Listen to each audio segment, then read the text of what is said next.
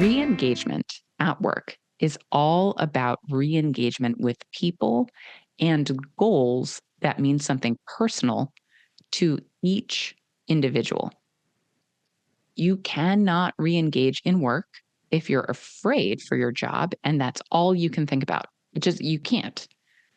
You can re-engage at work once you rewrite your thoughts, start controlling your controllables, and then start caring about and helping the people around you. That is how you do it. Welcome to Management Material. My name is Catherine Vanderlaan. I started my career at the bottom as an assistant and worked my way up to become the boss's boss in 8 years. And man, I love management.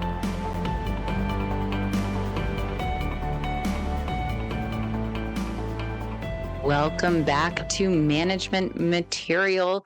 This is the podcast that helps people become leaders that other people want to follow. This podcast is for current managers, new managers, aspiring managers, leaders who want to be better leaders. This is where you learn to do that. Today, we are discussing how to re-engage your team at work. This has been something quite often in the news, something that I'm seeing a lot of right now. Maybe it's just a Harvard Business Review, but not really. I've seen it in Fortune. I've seen it all over the place in the news. People, leaders, managers are having an engagement problem at work. I don't know if you feel that way, but over 80% of the workforce is having trouble concentrating and being engaged at their day jobs. This makes sense to me. We're in the middle of a subtle but real financial crisis here in Massachusetts, at least. Inflation over the last 2 years has gone up by over 20% when it comes to common essential items. And that translates to people need $11,000 more dollars every single year just to operate their regular budget. I know this because I also do a little financial coaching for people's personal finances. I keep track of that. I run a course called Financial Abundance that helps people learn to budget, but we're not here to talk about that. We are here to talk about how to engage people in the workforce. It's not really a surprise. I'm actually surprised when other people are surprised that their teams are not engaged. Over the last 2 weeks, I've talked about the mass layoffs across multiple industries. Of course, people aren't engaged at work. They're concerned about their jobs and their finances. They're afraid that maybe their job is next. It's basic psychology. Engagement is about being with other people, making a difference in the world, and aligning with a group behind a common goal with well-defined individual goals that fit within the group's vision and strategy. That's the definition of engagement. Okay, I wrote it myself, so maybe it's not 100% accurate, but that's what I think of as engagement. It's about aligning behind a common goal, knowing what your contribution is, being with other people and, engaging with those other people. Now, of course, the Oxford Dictionary would not like that I'm using the word engagement in the definition of the term engagement, but here we are. If someone is massively concerned about losing their job, their financial security, they cannot think beyond themselves. Okay, look, I've done training with therapists, and there's a sequence to this. You can think of it in terms of Maslow's hierarchy of needs, but that's multiple steps. Or you can just remember this 3-step sequence. The first sequence, kind of your core of internal monologue when you have had or experienced a stressful event, is to people have a negative internal narrative. Okay, so the first step to getting out of that and re-engaging is recognizing a negative internal narrative that you have within yourself. Okay, so getting out of ruminating, getting out of just saying negative things about the world, about your job, ruminating over things that you cannot control that are negative. Okay, so the very first step is recognizing what's going on. The second step is rewriting the negative internal narrative to something that's both helpful and true. Notice I didn't say positive. We're not doing all that weird positive psychology woo-woo nonsense here. I'm really talking about taking your rumination of negative things and turning that into something that's helpful and true. Okay, we're going to get deeper into this. I'm going to tell you a story, and we're going to go into how this works both for you and for other people. Okay, real soon here. The third step is then engaging in the outside world more. So more thoughts are focused on others rather than yourself. That is called being a healthy individual. That last stage is usually where therapists try to get their clients to a healthy engagement with others and the outside world. If people are massively concerned about themselves and have this loud negative narrative about losing their jobs, they're not going to be able to be engaged at work. It's not rocket science. That is basic psychology. So what do we have to do as leaders and or managers of a team? What do we have to do to get people to be re-engaged? Let me tell you a story. I went through a pretty large layoff at a company that I was in. I'm not going to tell you which company it happened at multiple times and multiple companies. And this story is probably going to sound familiar to you because it's all across multiple industries. If you've been working in any industry within 4 years, for at least 4 years, this will sound pretty familiar. There's a bit of a cycle to it now. Anyway, we had a large layoff and reorganization. It took most of us by surprise. A whole office was shut down, and we were just not expecting that. We thought there were key employees in that office. We were just almost nobody was expecting that. There were very few people working on this reorganization plan, and I didn't remember getting any hints. This whole office was shut down and given, I think, 90 days to transition out. It was either 60 or 90, whatever the regulation was at the time. Now, I listened to every quarterly investor call to get some foreshadowing, some hint of what was going to happen, and it still took me by surprise. I thought maybe I wasn't paying attention. So I went back, and right after this announcement that was made, and wasn't really made in a nice way, but that's for another call or for another Zoom session or a podcast, I re-listened to the last quarterly investor call. I downloaded, listened, played it, and voila, all of a sudden, I noticed that there was a mention of a reduction in force and expenses with 2 to 3 steps within the next year. And this is what I mean by foreshadowing or hints or anything.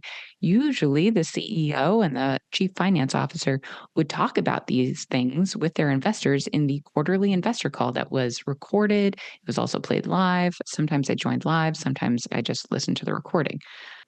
If that doesn't get your heckles up, that reduction in force and expenses with 2 to 3 steps, if that doesn't get your heckles up, I don't know what will. It seemed like we only just went through the first step. Elimination of an office, hundreds of employees being laid off, and that was only step 1.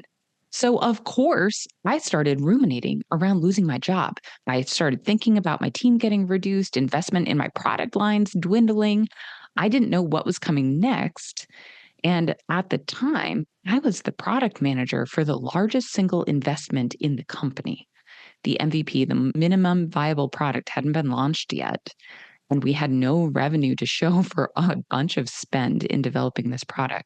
Well, it was like a kind of a suite of products. And I was nervous for my job. I was nervous for that project. If they eliminated it, I thought they'd probably eliminate my position. Now, most people, when they're nervous for their jobs, go into one of a few responses. I think everybody does this actually. Fight, flight are the 2 most common that people hear about. And then there's also freeze, flop, or fawn. And it really depends on how you grew up and who you grew up with, whether you have all or some or predominant one of these. Freeze seems to be the most common and might just be the first of all the stress responses before gliding into another one if you even get there. Now, I went before saying that. I hope you know I did a lot of research into this. I do have a degree in neuropsychology. I did at one point work for one of the top scientific publishers in the world. And so I'm used to reading a lot of research. When I was in college, my research assistant role was primarily creating a bunch of literature reviews. And if you don't know what those are, it's a summary of like dozens of studies along a single topic so that new grants, can be informed. Okay. So that they're not redoing something that has been done, so that they have a baseline of understanding for whatever they're trying to do and figure out, their hypothesis, so they don't redo stuff. So they don't. Anyway, I couldn't find any statistics around this, but what I did find is that some people think that most people go into freeze first. It might be for a moment or it might be for a while. Freezing is when your brain presses the pause button and stays hypervigilant. So it's waiting and it's watching carefully. It is noticing details until it can figure out what the next response is, whether it is fleeing or fighting or fawning or flopping, to make it and you, as an extension of your brain, to make you safe again. Okay, so the brain's whole job is to be a predictive muscle and to make you safe. And what that really means for the brain is make you comfortable. So this can end up being a cycle for people where they're comfortable in something that's actually not good for them in the long term, but because their brain's whole job is to keep them comfortable and safe, so doing what they know how to do and what they can predict, they end up in this cycle. I don't know if that sounds familiar to you at all, and that's not really the point of this. We are going to get into re-engaging your team. It's really important to understand the psychology of this so you can take care of yourself and your team. Remember, you have to put your own oxygen mask on first before you can help others. And so I'm giving you this psychological explanation for all of this so that you know the mechanism, know what's going on. You know that layoffs are giving you a stress response because it is a traumatic event when people lose their jobs, whether it is affecting you or just affecting the people around you. It does end up kind of triggering this stress response of freeze, fight, flight, flop, or fawn. So I'm not going to get into the other responses. You can look those up yourself. But what I want you to know is that this means you have to regulate your own emotions first before you can help your team and be the leader that people want to follow. So yes, this is going to come back to re-engaging yourself and your team. This is how you do it. First, I found the best way to work through an amygdala hijack, which is when stress hijacks your brain to go into one of these responses. The best way to work through it is to follow these 3 steps. Number 1, take some deep breaths and recenter yourself in your physical center. I mean, like, think about your stomach and where your stomach is, your core, and breathe 10 times. So that will usually release some of the stress in your body and help you start to emotionally regulate. It is a physical thing. Okay. And physically in your body, you've had the stress hormone, cortisol, released throughout your body. And so doing a physical activity of taking 10 deep breaths and thinking about your core, which usually means you end up tightening it up and then loosening it up, helps release that stress. The second thing that I do is I think through what I can control. So you can control yourself, your performance, you can control your attitude, you can control how you respond to others, you can control your emotions. That's what you're doing right now. You are controlling your emotions, or that's what this is for. You cannot control whether you keep your job, or at least not right now, but you can control how you spend your money and your time. So think about what you can control. Then step number 3 is come up with a 2-pronged approach to take care of yourself. That means you continue to do your job really well. And here's the second prong: you make connections and stockpile money in case you end up being laid off. So you end up controlling your controllables so that you have a plan B in case something else happens. Now that you've taken care of yourself, by having a plan that you're following, you can turn your attention to your team. They're probably going through the same or similar emotions that you are. And here's how you re-engage your team. Okay, here's how you re-engage your team. Number 1, you listen to their concerns. You have a real empathetic conversation. And then start problem solving with them.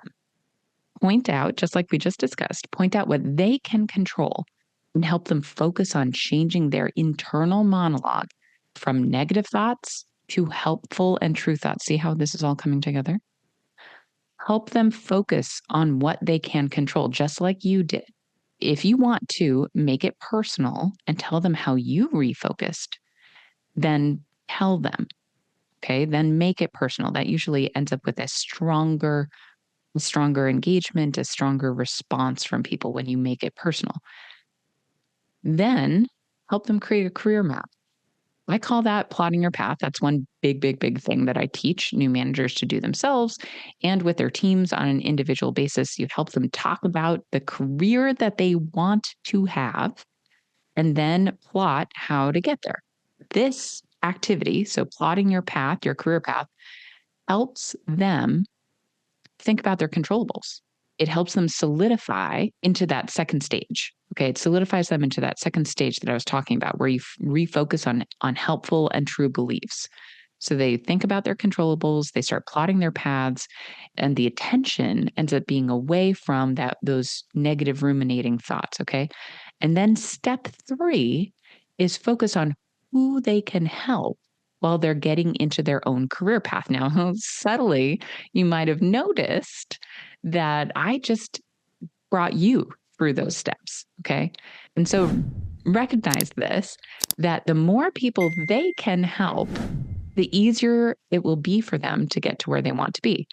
Translate that to yourself. The more people you help, the easier it will be for you to get to where you want to be.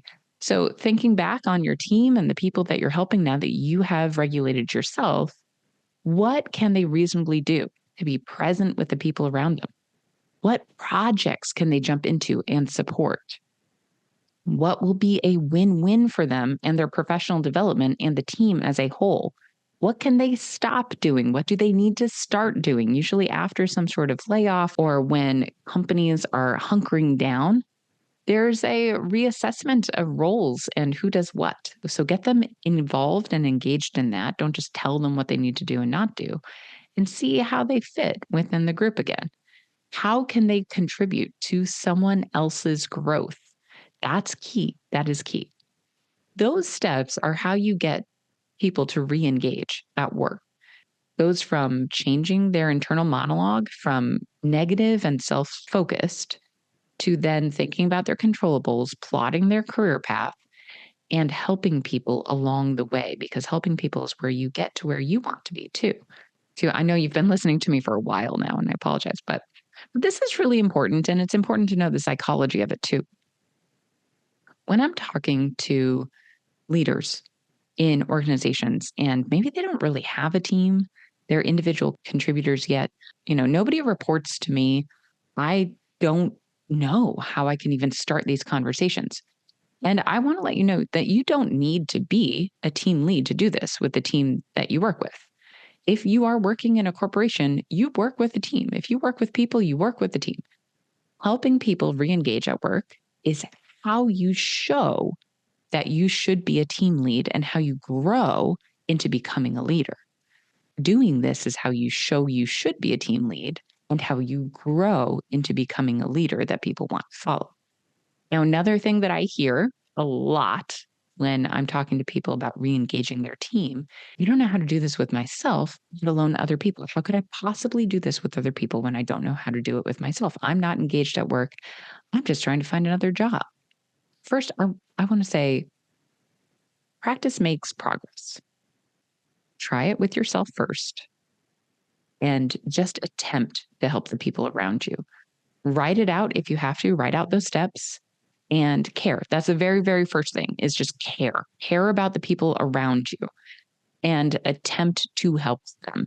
You'll learn a thing or two. You'll learn a few things actually along the way that will help you grow in the right direction. Don't think that I just knew how to do this. I'm going to finish my story here in a moment.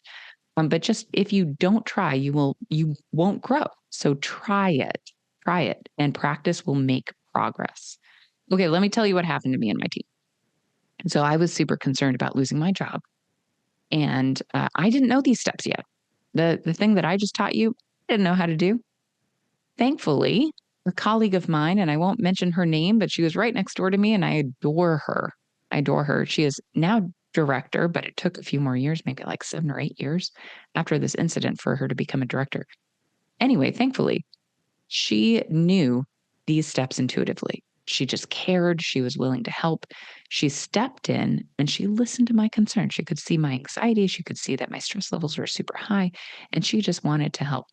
She ended up, through a conversation, she redirected me to think about what I could control.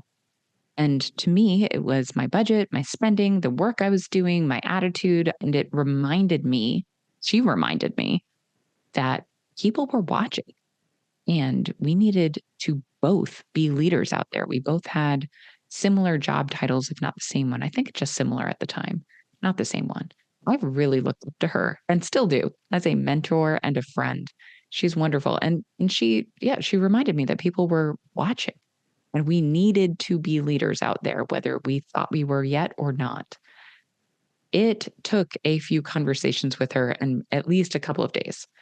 I can be pretty emotional. And I was pretty emotional at the time. I was actually pretty angry. And until I could redirect my own thinking, the most I could do for my team at that time was listen to their concerns. And actually listening to their concerns helped me realize what my controllables were and create that two-pronged plan. But until then, I had nothing more to offer. And so that's what I did. So after listening to them, I started controlling my own controllables. I started controlling my budget. I started controlling my work, the projects that I was leaning into, and my attitude changed to refocus on giving to the people around me and making progress in my own career. That was a big focus for me at the time. I started helping people plot their career paths. I got like way into it with my team on an individual basis. And we came up with frameworks and structures that actually I use to this day. We integrated personal career strategies with plans to get there for each person on my team and goals that we could track together. Our team became even more interconnected, and we eventually became one of the top performing teams in the company. Now, what we didn't do is we didn't talk to the company and say, hey, we're all talking to each other about our careers and we are all planning on how to get promoted and plot our careers together. No, we didn't say that to the whole organization. People were talking to different departments about that. We were talking to each other about that. And I think primarily they were talking to me about that in confidence. And so I didn't, if anything was in confidence, I didn't relay it to anybody else. But if they opened it up to the team, then we talked about it all together. And guess what? That team was so engaged, so engaged. We all ended up re-engaging in our team because we supported and cared for each other and our individual careers. That was really what it was. So here's the bottom line.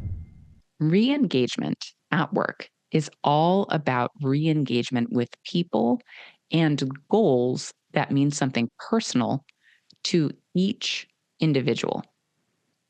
You cannot re-engage in work if you're afraid for your job and that's all you can think about. You can't. You can re-engage at work once you rewrite your thoughts, start controlling your controllables, and then start caring about and helping the people around you. That is how you do it. So go take care of yourselves, guys. It's hard out there for you and your colleagues. If you're trying to be a leader people want to follow, then take the steps we just talked about for yourself and then help your colleagues do the same. All right? Take all of those steps for yourself. If you need to give this a re-listen, give this a re-listen. And if this kind of thing sounds great to you and you want someone to actively work through this with you and you're looking for you're looking for training for your team, leadership training, that's another way to get people re-engaged, okay, is leadership training. They feel like they're making professional progress because they are. It's real professional progress. For individuals at your company or yourself or your team, schedule that complimentary consultation with me below. I have a link right in the show notes, and I'm happy to meet you and make sure that you and your team are going in the right direction. All right, until we meet again, I will see you in the next episode.